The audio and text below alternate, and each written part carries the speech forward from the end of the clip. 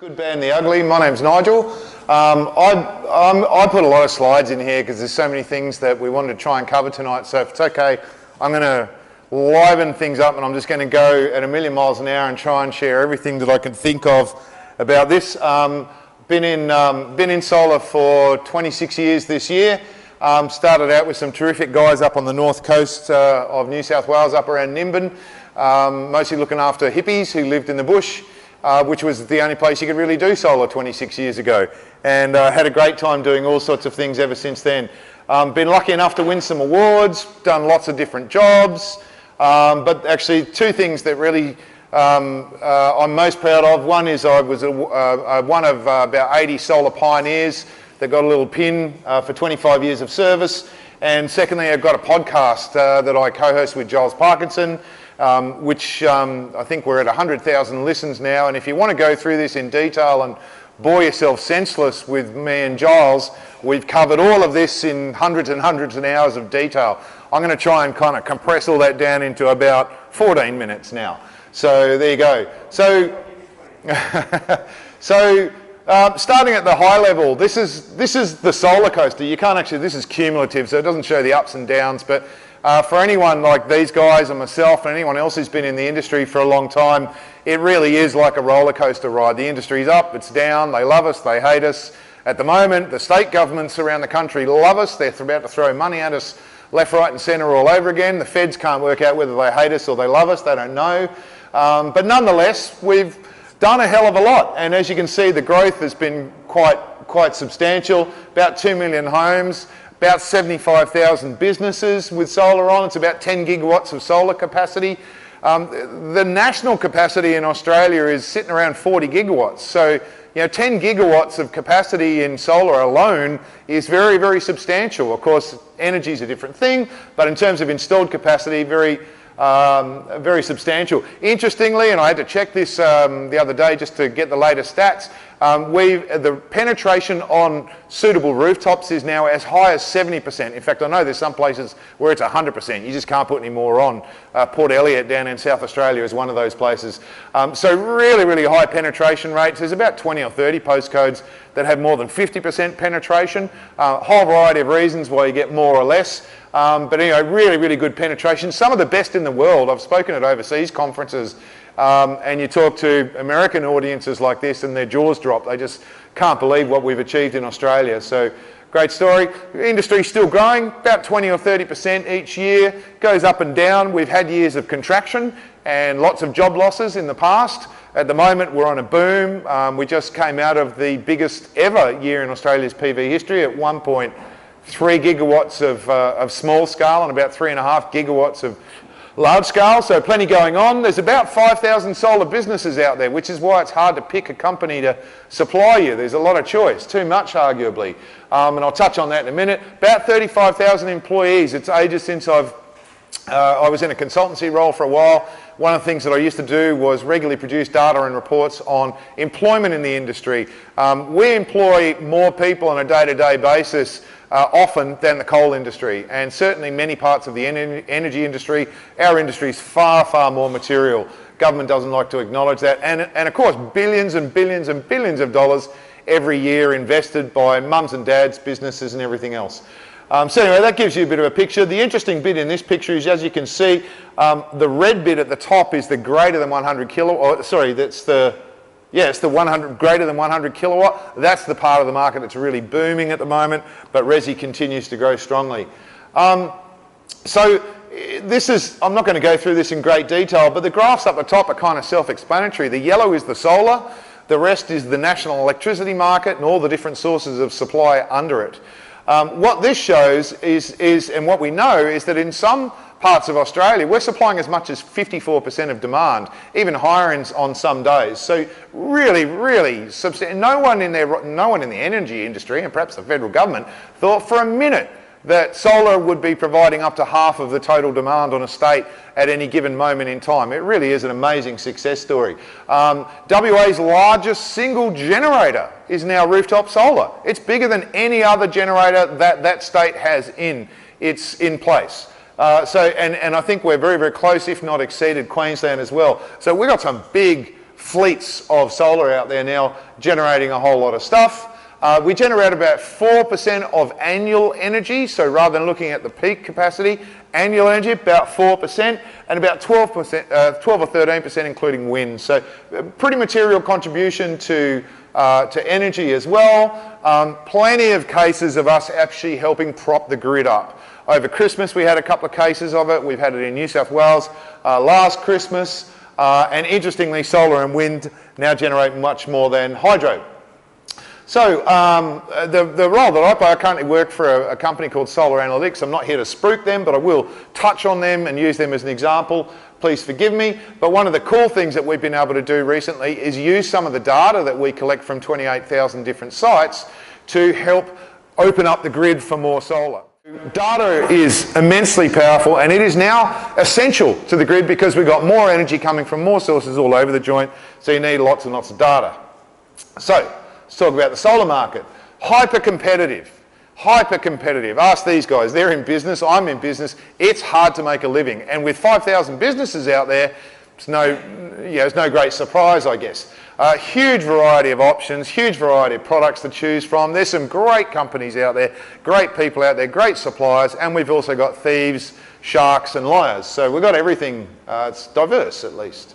There's a focus on price in the Australian market. When you look around the world and you look at what average solar system prices are, typically you'll find they're 2 to 3, sometimes even 4 times higher than you can buy a system for in Australia. When we talk to our colleagues overseas, they just cannot believe the prices that you can get solar on a roof here. That's the good side of all our competition and all our growth, and it mostly being residentially focused.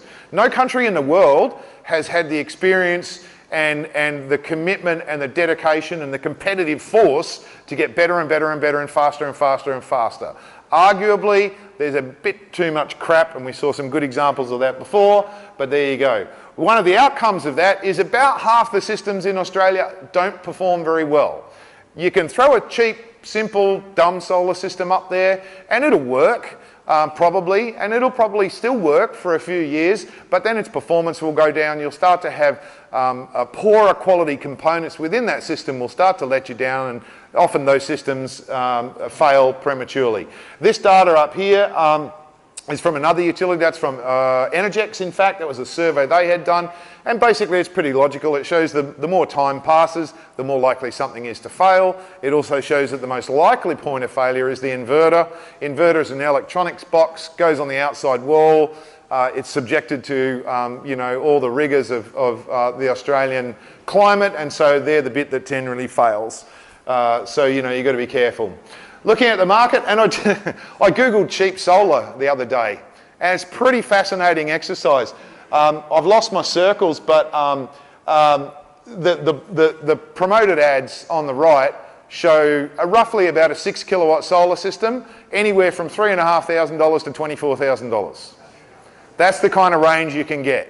Interestingly, and you can't quite see it, but the top ranking one up there says, I brought my wrong glasses, I can't really read it, but the last $4,181, perfect home solar.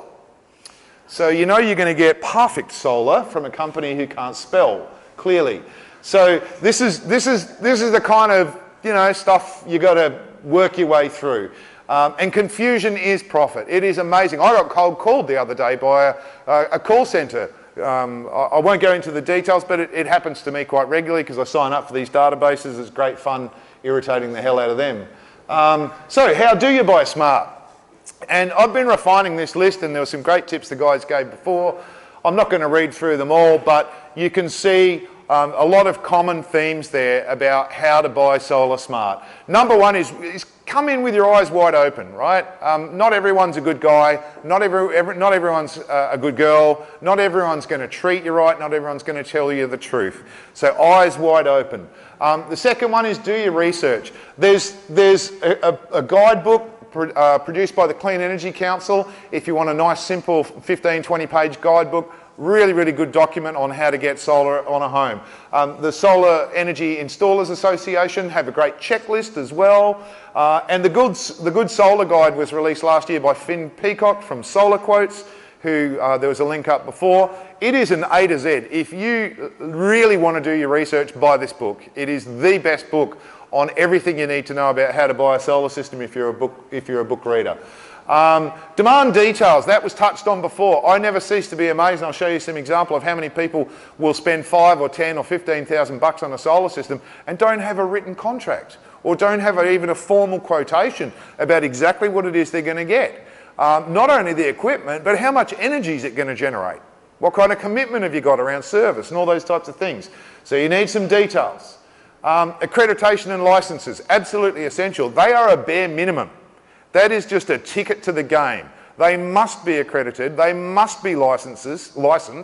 Don't let them on the property if they're not, and don't let them bring subcontractors on if they're not suitably qualified either. That's just a minimum, and I'm going to show you how to go above that. Experience really makes a huge difference. A track record, looking for reviews, you know, worth digging around on the reviews. There have been fake reviews in the past, sadly. But look for it and ask them what training they've been doing. Talk to them.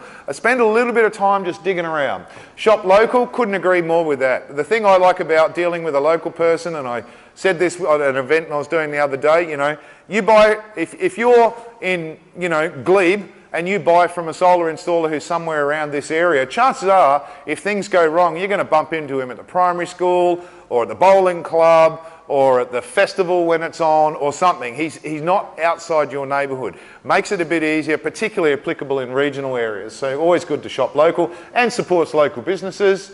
I recommend never buying off cold callers or door knockers. There are some good ones. I haven't met them yet, but there are probably some good ones. So, you know, I don't want to tar them all with the same brush, but it's rife with crap. I wrote a blog about this actually recently because a good friend of mine landed a job just before Christmas, saw an ad on Facebook for making money fast and being in solar and helping the environment. Within 15 minutes, my friend had a job interview. The next morning, she went to the interview and was hired on the spot, and by that afternoon was door knocking people to sell them solar. And it literally happened that fast. No training required. Don't worry, we're going to look after all. And, you know, horrible, horrible, horrible. She lasted a week and a half and made, I did the numbers, made a total of about $3.50 an hour. So it is a scam for everyone involved and not good. Utility deals matter. At the end of the day, there's a whole lot of reasons to go solar, but one of the key reasons everyone's going solar is to save money or to earn a little pocket money, as well as all the other good benefits that we've got. So the deal that you're going to get from your retailer or your utility makes a difference, right? If you get a really crappy feed-in tariff or you get a really high flat daily rate, it's going to affect your savings. So it's really worth shopping around a little bit and getting a good retail deal. Don't skip on hardware. Golden rule number one is if anyone walks in and says, don't worry, I've got tier 1 panels. Tier 1 is a term for the sort of, there's tier 1, tier 2, tier 3. Tier 1's obviously the best, allegedly. It is a pile of garbage. Tier rankings have nothing at all to do with quality. They are an internationally used terminology for bankability for large projects, and they really are completely not reflective of anything to do with quality. So alarm bells go off if someone walks in and says, don't worry, it's tier 1, you can feel confident. That's a load of crap. Go big. I never used to say this. It didn't used to be the case. It used to be about matching solar to how much you're using and all those kinds of things, maybe upgrade a few years down the track.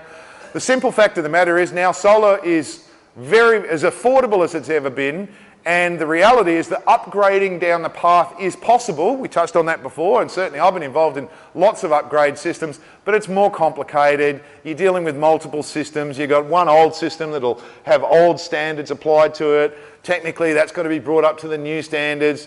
You may not be able to upgrade your inverter. You may have to replace that, and you sort of get to the point where you go, geez, upgrading is a bit clunky, really. So the golden rule is, while the guys are on the roof putting 20 panels on, if you can fit 30, put 30 on. While they're putting the inverter on, it takes no extra time to put a 10 kilowatt inverter than a 5 kilowatt inverter. Same amount of effort, right? It's all about economy of scale. Get it done once, do it properly, cover your whole roof so that when you can afford a Tesla, you've got something to charge it off. You know, just do it and do it once. That's my general advice. So how do you go above and beyond? Well, number one is safety, I'm going to put. I don't think I know there's not a person in this room who would love to finally be getting their solar installed. Sorry, I'm going to go back a sec. Who's got solar? Yeah, look at that. Who doesn't have solar but really wants to get it, and that's why you're here? There you go, 50-50, nice. So, of those of you who don't have solar installed, hands up if you'd like someone to die while they're installing your solar. Right? No one wants that. Sadly, it happens. 2 young men, one only 18 and a half years old, died last year installing a solar system, fell off a roof. Another one went through a skylight, and there were more in other states. The reason they died is because not enough attention was focused on safety. And there is a blitz going on right now, thank goodness, by workplace health and safety around the place to try and lift these standards. I really encourage you, if for no other reason, even if you don't care about the 18-year-old kid, even if you don't care about your garden or your dog getting squashed or anything like that, think about what it would be like to live for the rest of your life in that house knowing someone fell off the roof and died. It's not worth it. Make sure you're giving them the latitude to be safe. It may mean paying a little bit more. Make sure they're harnessed, and if they're not, or harnessed or got guardrails or whatever else they need to do. If they're not being safe and you happen to be there, tell them to stop and get off the roof until they can make safe. It's not worth spending the rest of your life with a gravestone in your front yard. Use a CEC approved retailer. So this is different from an accredited installer. The CEC is our peak industry body, the Clean Energy Council. They run 2 schemes. One is for accreditation. That's technical compliance for installers. That is a minimum level of compliance. That's about design, installation, and safety. But they have another program which is called an approved retailer program. And the reason that program was put in place is because the person you sign a contract with is in most cases not the installer. Nothing wrong with installers, you need great installers. But 99% of the time, you are signing a retail contract with Bob Solar or whoever it is that you agree to pay. That's whoever you're transferring the money to is where the retail contract goes to. So you actually need protection that they're going to be looking after you as a retailer. And there are things that they can sign up to, a voluntary code of conduct that offer you protection as a consumer. It offers a slap over the wrist if they do the wrong thing. And in fact, last week, one of them was suspended, which is great. That's exactly what we want to see. If they don't comply, they can't call themselves approved retailers. The good thing is there's only about 200 approved retailers in Australia. So that narrows your choice down. You start with 5,000 companies, now you're down to 200. Your choice is now getting a bit easier if you go with an approved retailer. Solar cutters. Solar cutters are really interesting. It's the digital age, particularly the younger generation who we desperately need, so old dogs like me aren't around forever. So the younger generation's coming up, and what have they done with communicating all these stories about how to get quality and everything else? Well, they've gone digital. It's all about Facebook. It's all about online, and they formed a community called Solar Cutters. Sweet. So looking for the Solar Cutters logo is another great way to find someone who is really interested in these quality issues and integrity issues. That's another way. The Smart Energy Council has a master installer program. Smart Energy Council are another wonderful body who've been around for ages and ages and ages. So they also have a way to lift the standards over and above a regular installer. SEIA, the Sustainable Energy Industries Association, that's another very, very old, smaller organisation who are representing the integrity in the solar industry. Some of the most wonderful, wonderful people are involved in SEIA and have just been tirelessly giving themselves to the industry for many years. So look for a SEIA membership. Master electricians, of course, this needs to be done by an electrician. And master electricians have been stepping up to the plate on this as well and saying, well, I can tick the accreditation, but I'm also a master electrician. I've gone the extra mile. And all of these things are about looking for a company who has not just met the minimum, but they've gone an extra step, okay? So that's what I encourage you to do, is look for the minimum and make sure you've got the first 10 things checked off, then go the extra mile. Brokers are there as well, Solar Quotes, Solar Choice, they're the 2 big ones. There are others out there as well. If this is all too confusing or too hard or you just don't want to do it, you can use a broker and they will try and do some of this vetting for you. All right, so a few examples of what could go wrong. This is a quote. This is a bad quote. It's two bad quotes. These are literally how someone was being tried. A salesman came in, scratched on some piece of paper, went, here you go, give me 10 grand. Offer only available today, terms and conditions apply kind of thing, right? Don't buy from someone who does that. Don't buy from someone who puts electrical cabling in the gutter. It seems incredulous, but this would be probably the 10th photo I've seen this year, not only of just putting 240 volts in the gutter, but putting high voltage DC in the gutter. That is a recipe for death and fire. Maybe not in that order. Don't do that. Burnt out connectors, bit hard to see. Burnt out connectors on the left. This is one of those small details. I'm just going to take you through a few where quality matters and attention to detail matters. I worked for BP Solar for 12 years when they had a manufacturing plant here in Sydney, and unfortunately there was a global recall while I was there. The fundamental cause of that global recall was Sparkies crimping these connectors without calibrated tools. It was one of those things that took us a while to work out, and we ended up doing a global recall as a result of it. This other one I love too, you know, oh, I don't want to drill a hole, don't want to do the hard work, I'm just going to run my conduit around your gutter. That's illegal and dangerous. Both of these pictures are of fires, of isolator fires. The Australian standards require that there is an isolator up on the rooftop that allows you to isolate the solar array, and another one down at the inverter that allows you to isolate it at the other end. They are there as a safety device, and they need to be there, and it's a big issue in our industry. It also happens to be the #1 failure point in our industry, because obviously after just a few years, especially if you've used a low quality isolator, sitting in the sun, sitting in the rain, chances are it's going to get moisture in, it's going to arc, it's high voltage DC, poof. It's been about 400 roof fires in Australia, let's not make it 401. So attention to small details makes a lot of difference there. This is the outcome. They do burn. You don't want one of those, that would spoil your roof. What could possibly go wrong? This was an interesting one. This is off Facebook just the other night. The guys posted this through. This is two completely different quotes being sent to people via Facebook, and if you take the time to read through the text, you'll find the text is identical. Two different companies, something's going on. It's not a coincidence that the text is the same. We often see companies using multiple brands, going bust, phoenixing, turning up under another brand, doing the whole thing again. It's why research is so important. This one on the right is a classic example of overpricing. So not only can you be lowballed with garbage, you can also have people come in and go, mate, I've got this incredible, works at night time. There were some guys in Melbourne selling one only a year ago, worked in moonlight. It's awesome. 14,000 bucks for a system that should be about 5,000 bucks.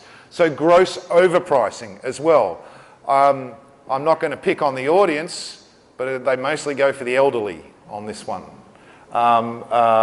They pick on people who are just feeling vulnerable with these types of overquotes more often than not. These are a couple of interesting ones because, I don't know, clearly no one had said to the solar installer, they're not called shade panels, they're called solar panels. They actually need to be in the sun. If you install them under a shade cloth, not so good.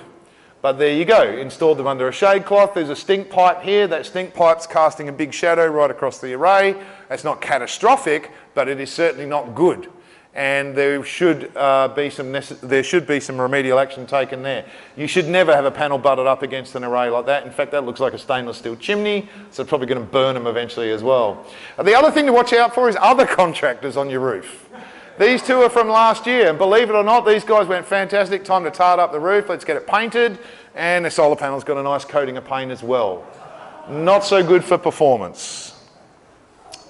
Okay, how can we help with monitoring? I'm just going to touch on this very, very briefly because there is some cool stuff going on with monitoring, not only what we do, but also a whole lot of other companies in Australia doing amazing things with monitoring. One of the reasons I actually came to this company was because I realised, okay, true story, I'm at home. I used to be a beta tester for all sorts of products, and I actually had this product. I've got one down there on the floor. Could you throw me that orange thing?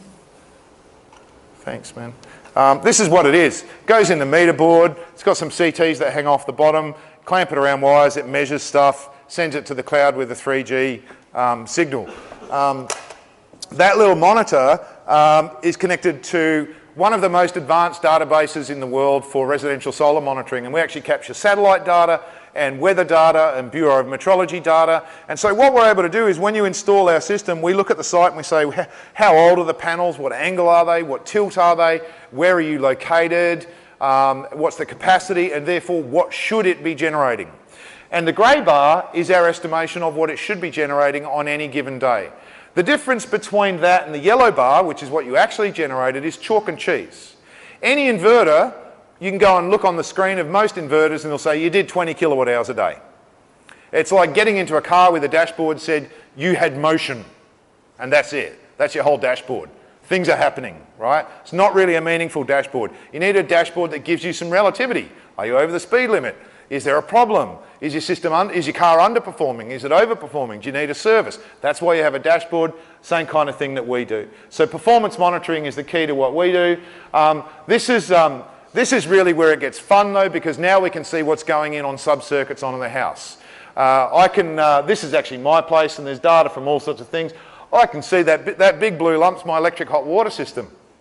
Sucks, I'm in a rental, can't do much about it, but I know what's going on. I can see how much the kids are using on heating and cooling when they're leaving the lights on. I can see whether the slow cooker's on and if there's something good in the oven for dinner tonight. I can see my battery discharging. I can see my hot water diverter diverting. I can see my solar doing its thing, and I can watch for trends. So being able to drill down now, you know, going back 10 years ago, hardly anyone monitored even solar. You couldn't even really get a solar monitor very easily. Then solar monitoring became more common, but it was pretty crude and it was pretty inaccurate. How am I going? 2 minutes? Okay. Anyway, it's got better and better and better, and now you can drill down. You can actually see, well, I've got this big bill, and I might have some idea of my solar's generating, but why is my bill that big? What's my bill made up of? And it's enlightening when you see it. Paybacks are important. You're doing this for a whole lot of reasons, but tracking the economics of it is important. Some of the good monitoring systems like ours can do that for you. If you do have shading, I've got shading, you can actually analyse that. And we have a little shading algorithm that allows you to see, are you losing 80% to shade, or are you losing 1% to shade? Do you need to have an argument with your neighbour about the tree, or does it not matter so much? And guess what? Shading generally gets worse, because if you've got a tree, it's going to grow. Batteries, talking about monitoring. One of the cool things, we don't currently monitor all batteries. We only monitor a very small proportion of AC coupled batteries for a variety of reasons that I won't bore you with. But what we have focused on is giving people, only about 10% of people who buy solar put batteries on today. It's growing rapidly, really, really exciting, but only about 10% actually put them on. For the other 90%, they all want to put them on. And so what we've done is we've said, well, we've got all that data. If we can monitor your home, we've got all that data, we can actually now really accurately calculate what the perfect battery size is for you. So we've got a free calculator on there. The key, and I could tell a million stories about this one, but the key is catch it before you lose your savings, right? That's what monitoring really does for you. And look at that, I'm done. Thank you.